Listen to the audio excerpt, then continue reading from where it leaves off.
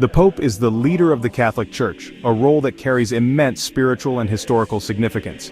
As the Bishop of Rome, he is considered the successor to St. Peter, who was one of Jesus' closest followers and the first leader of the early Christian community. This connection to the very beginnings of Christianity gives the Pope a unique and revered place in the hearts of Catholics everywhere. He is a symbol of faith and unity for over 1 billion Catholics around the world. People from every continent look to the Pope for guidance, inspiration, and hope, especially during times of uncertainty or crisis. His words and actions often reach far beyond the Church, touching the lives of people of many different backgrounds and beliefs. The Pope leads Mass, guides the Church's teachings, and speaks out on important issues. He helps interpret the Bible and Catholic doctrine, ensuring that the faith remains strong and relevant in a changing world. Through his homilies and official documents, he addresses topics like poverty, human rights, and the environment, encouraging Catholics to live out their faith in daily life. He is a voice for peace and justice, often calling for dialogue and understanding among nations and religions. The Pope meets with world leaders, advocates for the poor and marginalized, and works tirelessly to promote reconciliation and compassion. When the Pope dies or resigns, the Catholic Church enters a special and solemn time. The world watches as Catholics mourn the loss of their spiritual father, and prayers are offered for guidance and wisdom in the days ahead. It's a time to reflect and prepare for a new leader. Catholics gather in churches and homes, lighting candles and praying for the future of their church. This period is marked by both sadness and hope, as the faithful look forward to the election of a new Pope who will continue to shepherd them. Choosing a new Pope is a big responsibility. The task falls to the College of Cardinals, a group of senior church leaders from around the world. They must consider who among them is best suited to lead the Church into the future, balancing tradition with the needs of the modern world. It's a process filled with tradition and prayer. The Cardinals seek the guidance of the Holy Spirit, asking for wisdom and unity as they prepare to make their decision. The rituals and ceremonies that surround the election are centuries old, reminding everyone of the deep roots of the Catholic faith. This process is called a Papal Conclave. The word conclave itself hints at the secrecy and seriousness of the event, as the cardinals gather in the Sistine Chapel, away from outside influence. The conclave is a meeting of cardinals from all over the world. Each cardinal brings a unique perspective, shaped by their own experiences and the needs of the communities they serve. Together, they represent the global nature of the Catholic Church. They come together in Vatican City, a tiny country within the city of Rome.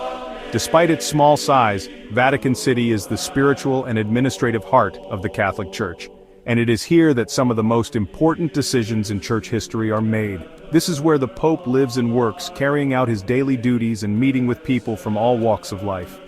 The Apostolic Palace is not just a residence, but a symbol of the Pope's role as a servant to the world's Catholics. The cardinals have a very important job: to elect the next Pope. Their decision will shape the future of the Church, influencing its direction for years to come. The word conclave comes from the Latin words cum clave, meaning with a key. This refers to the tradition of locking the cardinals away during the election, ensuring that their deliberations remain private and free from outside pressure. This refers to the secrecy surrounding the election. The doors are locked and the cardinals are cut off from the outside world until a decision is reached. The cardinals are locked away from the outside world, surrounded by centuries of art and history. This isolation helps them focus on the gravity of their task, free from distractions. They pray, discuss, and vote until a new pope is chosen. Only when a candidate receives a 2/3 majority is the decision made, and the world waits in anticipation for the announcement of the new spiritual leader of the Catholic Church. When a pope dies or resigns, the Church enters a period called sede vacante. This Latin phrase means the seat is empty. During this time, the Church is run by a group of cardinals. They handle the day-to-day business of the Church. The death or resignation of a pope is a solemn event. For 9 days, special prayers are said. This period is called the Novem Dialis. It's a time for Catholics around the world to mourn and remember the pope who has passed away. Once the Novem Dialis are over, preparations for the conclave begin. Cardinals from around the world travel to Rome. They will gather in the Vatican to begin the process of electing a new pope. The conclave is a gathering like no other. It is a centuries-old tradition, steeped in ritual and mystery, that captures the attention of millions around the world. As the world watches, The most senior leaders of the Catholic Church prepare to make a decision that will shape the future of their faith. Cardinals, dressed in their distinctive red robes, come together from every corner of the globe. These men are among the most respected and influential figures in the Church, entrusted with the immense responsibility of choosing the next pope. Their arrival in Rome is marked by solemnity and anticipation as they gather in secret, away from the eyes of the public. The purpose of their gathering is singular and profound: to elect the new leader of the Catholic Church. This decision will not only affect the lives of over 1 billion Catholics, but will also have an impact on the world at large.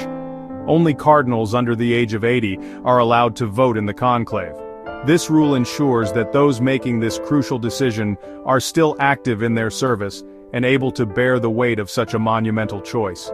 During the conclave, the cardinals reside in a special guest house within the Vatican walls, known as the Domus Sanctae Marthae. This modern residence provides them with a place to rest and reflect, but it is far from a typical hotel stay. The cardinals are completely cut off from the outside world. They surrender their phones, have no access to the internet, and receive no newspapers or news broadcasts. This strict isolation is designed to prevent any outside influence or distraction, allowing them to focus entirely on their sacred mission. In this atmosphere of silence and contemplation, the cardinals spend time in prayer and meditation. Every moment is dedicated to seeking guidance and clarity, ensuring that their decision is made with pure intention and deep reflection. The heart of the conclave is the Sistine Chapel, one of the most iconic and sacred spaces in the world. Here, beneath the gaze of Michelangelo's masterpieces, history is made.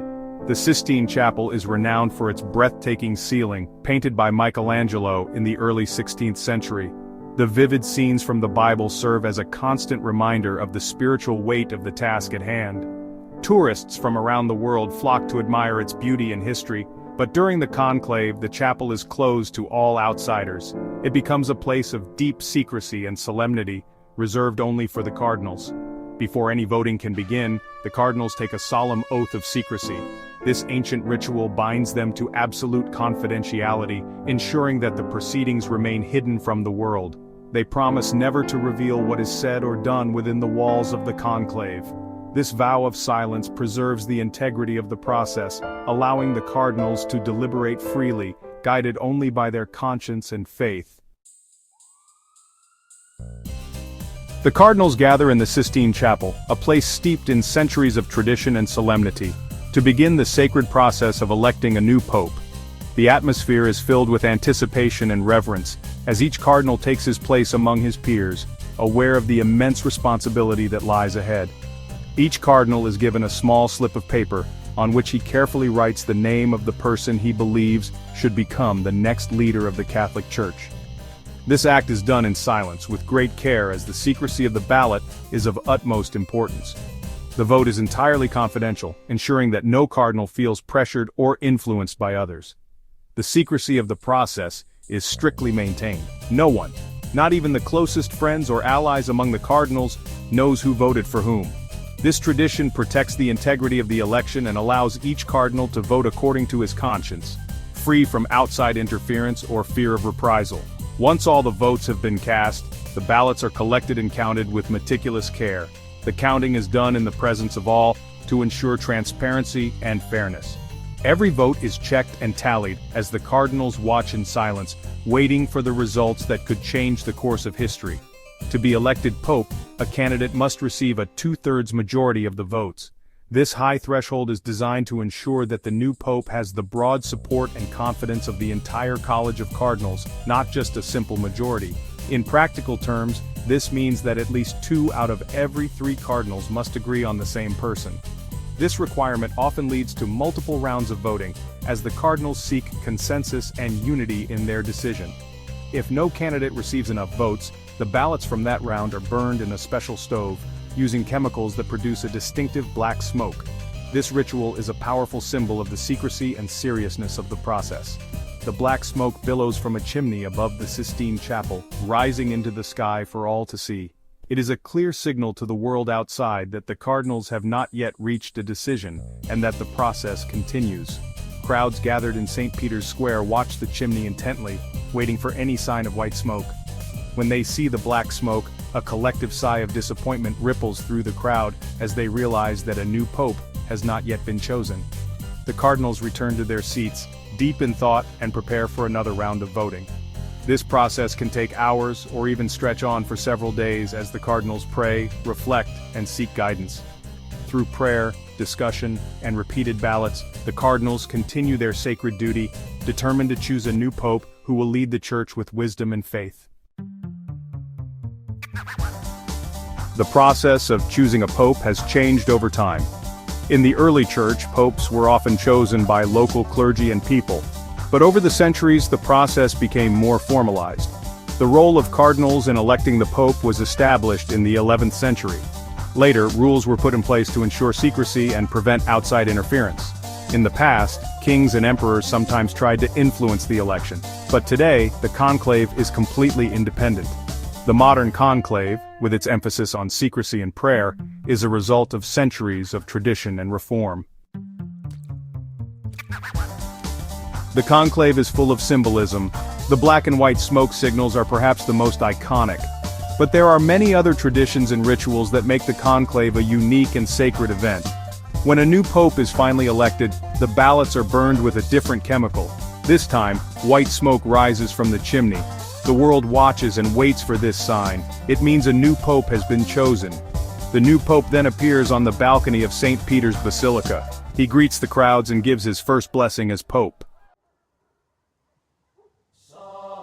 The Papal Conclave is a reminder of the enduring power of faith and tradition. It's a process that has been refined over centuries. It's a process that combines solemnity and joy, secrecy and celebration. The conclave reminds us that even in a world that is constantly changing, some things remain constant. The Catholic Church, with its billions of followers, continues to look to the Pope for guidance and leadership. And the world watches with anticipation as a new chapter in the long history of the papacy begins.